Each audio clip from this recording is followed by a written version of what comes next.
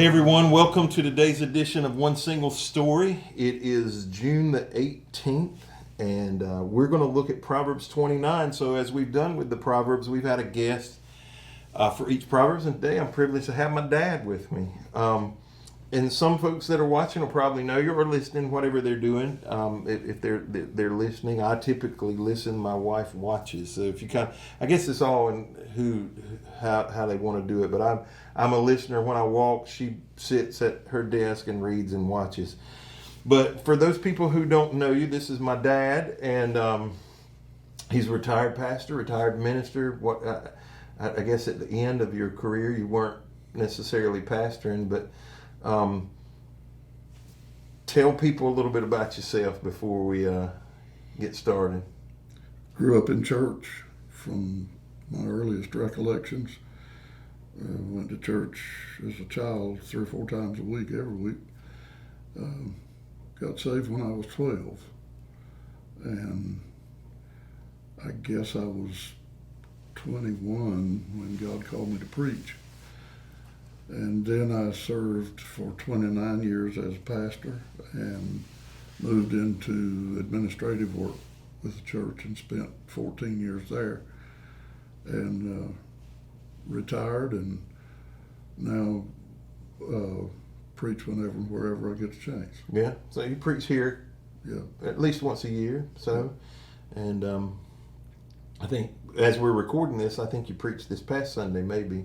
Yes. At the church where you attend there in Kinley. So we're in Proverbs 29, and as we've talked about with Proverbs already, it's not like a continuous story where there's a flow. There's just different statements. Proverbs, it's what a statement of wisdom. And so we're going to talk about a few of these. Let me read 2 or 3 verses here, and then we'll have a conversation. It says, "Whoever stubbornly refuses to accept criticism will suddenly be destroyed beyond recovery. When the godly are in authority, the people rejoice, but when the wicked are in power, they groan. The man who loves wisdom brings joy to his father, but if he hangs around with prostitutes, his wealth is wasted. A just king gives stability to his nation, but one who demands bribes destroys it." So the first verse there talks about people who refuse to accept criticism. What are some of the challenges that people have accepting criticism? Pride is one. All of us want to think that we're right all the time. Yeah. And to accept criticism is to accept that maybe there's a better way, or maybe you made a mistake. Yeah. Mm-hmm. That's hard on the ego a lot of times. Sometimes accepting criticism that you know is right is made difficult because you know the majority of people, the majority of your friends or whoever, are going to disagree with you. And sometimes you have to go against the popular opinion. That makes it tough. To accept the criticism. Yeah. Yeah, this verse, if you were to find a paper Bible that I might have underlined in, or if you found my notes, was one that, I don't know, it would be hard for me to pinpoint, but it would have been in the last 20 years that at some point I underlined about the challenges of it, because it really was convicting to me, because it says that you can reject criticism, you can reject feedback enough that at some point there's no recovery for you. Like, you can get to a place that no amount of wise advice is going to bring you back, because you've rejected the criticism long enough. And I remember thinking, man, I don't want my hard head to get in the way, so I don't get to a place where I can't recover. Because it is challenging to accept criticism. It's challenging to our ego, and we won't. I think we just have a desire to be accepted, and when we find out that somebody doesn't accept something that we do, it can be harmful. Yes, and at any point when somebody criticizes, you've got some history, and in a sense, if their criticism is correct, if you accept their criticism, you are turning your back on what you have done, what you have been. And that's hard to do. Yeah. So verse 2 and 4 talks specifically about godly leadership. Verse 2 says, when the godly are in authority, the people rejoice, but when the wicked are in power, they groan. Verse 4 says, a just king gives stability to his nation, but one who demands bribes destroys it. It's easy from a distance to point at situations that don't necessarily directly affect us, or if they do, it's limited, to talk about a president or someone in political authority that's so far removed from us they wouldn't recognize it. But on a more centralized level, maybe in the local church or in a town or a local government, what are some of the challenges or dangers of ungodly leadership? Well, anything that is less than truthful, less than honest, less than with integrity is damaging to relationships. If a person, it mentions bribes, if a person is accepting bribes, it's not done in the dark completely. There are other people who know about it. And that damages that person's relationship with everybody around them. They don't trust them. Relationships, to be their best, have to be based on trust and integrity. And if you can't trust a person, a leader, the leader of a family, the father, if you don't trust the leader of a church, a pastor, if you don't trust the leader of a town, a mayor, if you don't trust the leader of a state, a governor, or a president of the country, it's hard for people to put their best efforts into making that group, whatever level it is, a good group or a better group if they don't trust the leadership. Yeah, corruption tends, you talked about it's not completely done in secret. You have two choices when there's corruption and you see it. You can either condone it and start participating, usually is what happened. Rarely do you turn a blind eye and don't get involved, or you can confront it. Both which have consequences. Yes. Confrontation or condoning something has consequences. In this context with kings, if you confronted the king, there's a high possibility you were going to die. Yeah. And but condoning it, godly kings in the scripture, the nation prospered because it seemed to affect them. But ungodly kings, it affected the people. That's right. And often we don't see it immediately. I suspect there are things that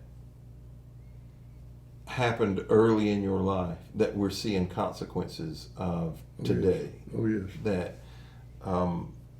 both good and bad. That yes. People couldn't have laid out those consequences had they. That's true. One of my challenges, one of the things I don't think I ever learned really like I should, was the timing on exposing corruption or wrongdoing. My tendency is to rush at it headlong first, get rid of it, do the best you can, because the longer it festers, the worse the damage is going to be.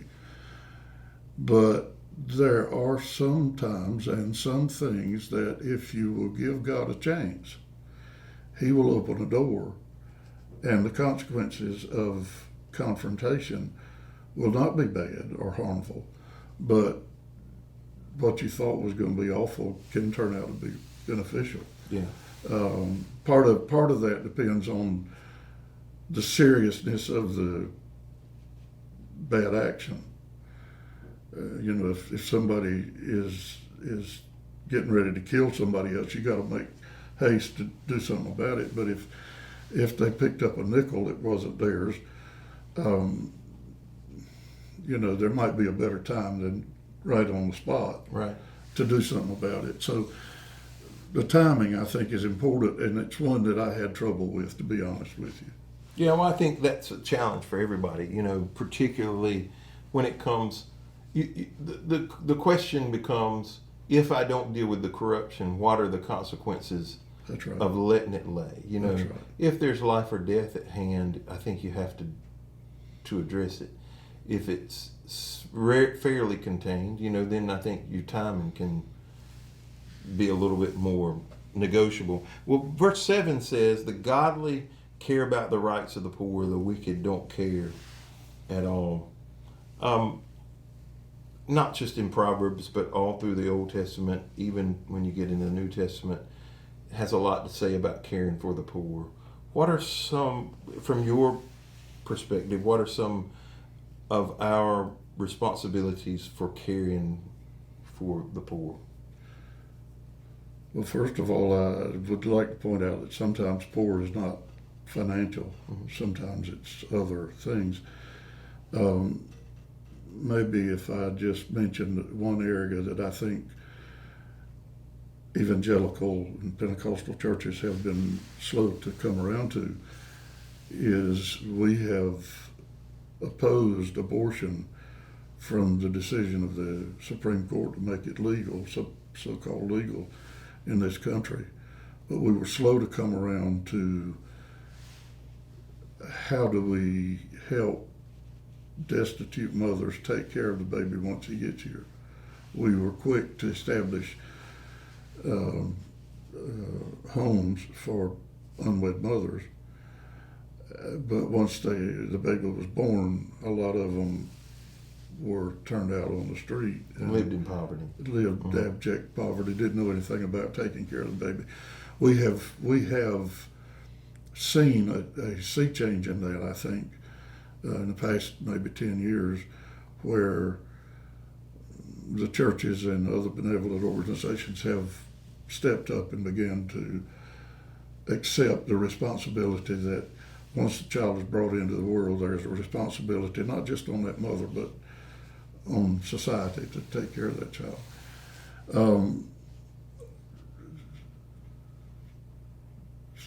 The old man here has lost your question, so re-ask it. No, I was just asking, what are our responsibilities to the poor? And you were giving that example. Yeah. I think we have a responsibility to the poor, and I think that there are to be limits and guidelines to it.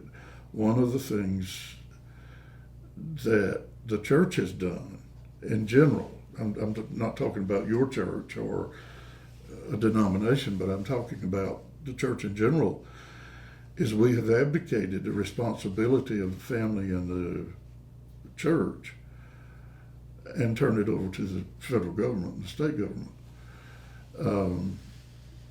I'm convinced that if everybody paid tithes like they should and gave like they should, the church should be able to take care of the poor, the people that can't take care of themselves. As a whole, our nation has done an outstanding job of providing a safety net, I think. I mean, that's just my opinion, that we provide quite well for most of the people that don't have the means or the ability. The problem is when it gets done by a large organization like the federal government or state government. There has to be some guidelines, and some of those guidelines don't take into account the individual needs of a particular person. Mm-hmm. Whereas if I read the scriptures correctly, it's to be done first of all by the family, and then secondly by the religious organization. And if it is done that way on a family level and a local church level, the providing organization or structure can take into account special needs, special circumstances, and work to address those rather than just one set of guidelines meets everybody. Yeah, and I think the disconnect of government misses the opportunity of the connection that the church and families can create to helping those people. It's not just poor people aren't just suffering from lack of finances, they're suffering from lack of community and connection and people to help them move up and give them aspiration. And it's much bigger than that. And you used the abortion example first. The church was quick to identify a sin, rightly so. There's nothing wrong with saying this is wrong, but if you're going to fix this thing that you need to be fixed, there's a big cost to it, which requires church people to adopt children that they may not have planned on adopting, creating social networks or support so they can put them through school, supporting families who do want to adopt, building into their own ability to spend money. So, all right, I'm going to skip a few verses and go down. Verse 15 and 17 talks about disciplining children. So I was the hard-headed child, probably still am. But it says to discipline a child produces wisdom, but the mother is disgraced by an undisciplined child. Then verse 17 says, discipline your children, and they will give you peace of mind and will make your heart glad. A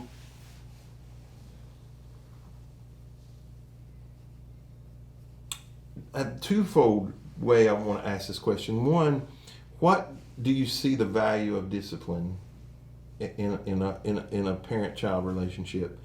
And over the years, how has your view of that changed? Well, I'll try to answer the second one first. Of course, as is the case with most people, as I've grown older, I've probably gotten a little bit more mellow about things like discipline on a child. Looking back, I can see a lot of things that I messed up on. I always tried to let you and Raymond know that I was interested in your good, your betterment. I don't think I always accomplished that, but I tried to, wanted to. But I think that I could have been a lot softer in some things. I was thinking the other day about the time when you got in the car with your report card and you'd made a D or something on one of the subjects. And I couldn't wait till I got home. I was whacking you right in the car as I drove off and ran into the back of another one. Yeah. And I think I got a beating for the red.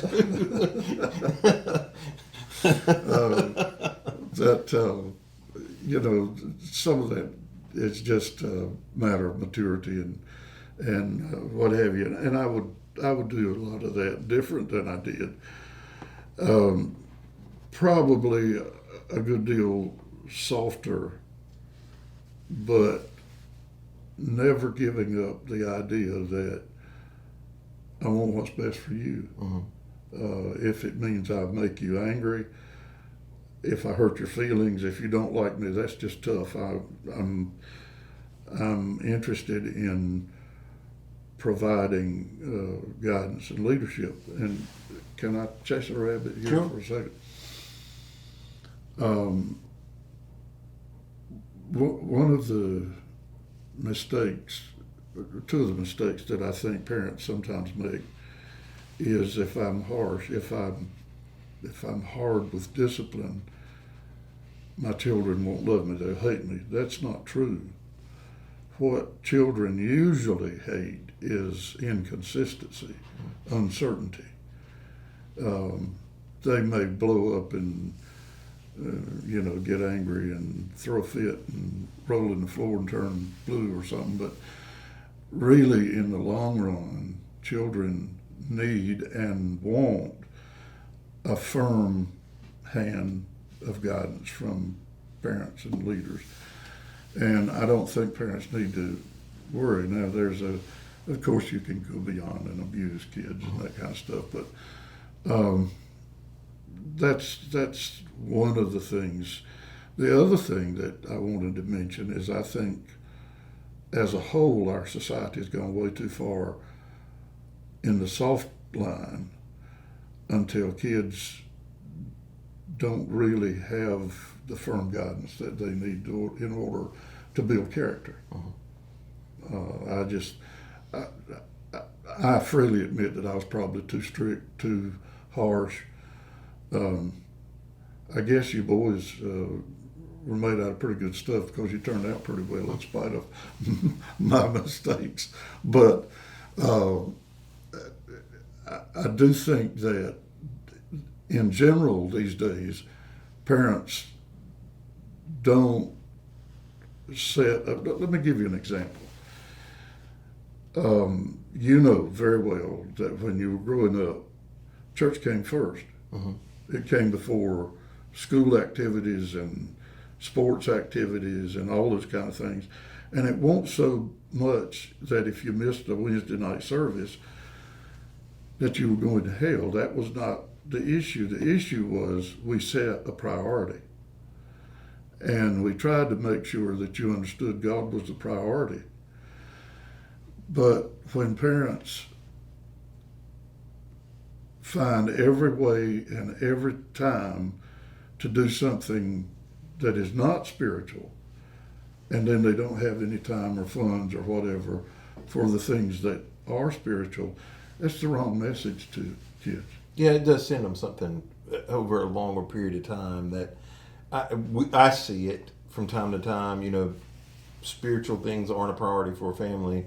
Then their kid's in crisis, and then they want the kid to be the priority of the church and solve all of their problems, all of their parenting problems, when this is just a symptom of a long-term thing that's going on for a long period of time.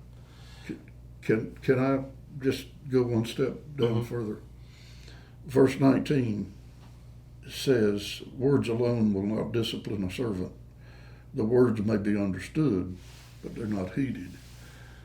And I'm not equating children to a servant, but the leadership of the parents, it's not enough just to tell a child how to live, or a worker for that matter, or a church member.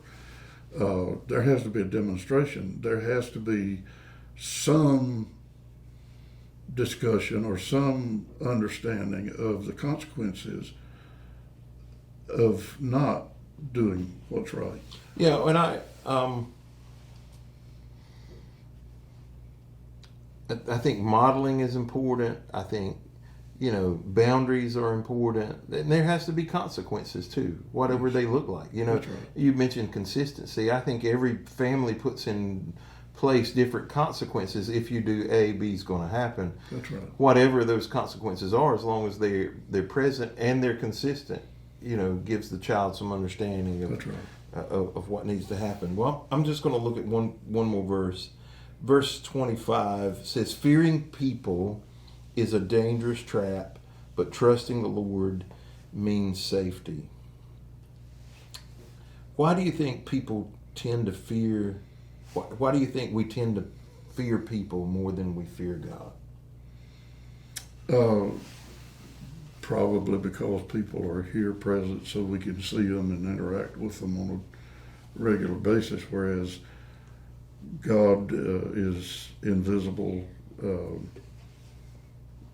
Sometimes when he speaks to me, even today, after trying my best to live for him for 60 years, sometimes I'm uncertain if I'm listening to God or listening to my ego. Yeah. And so I think the presentness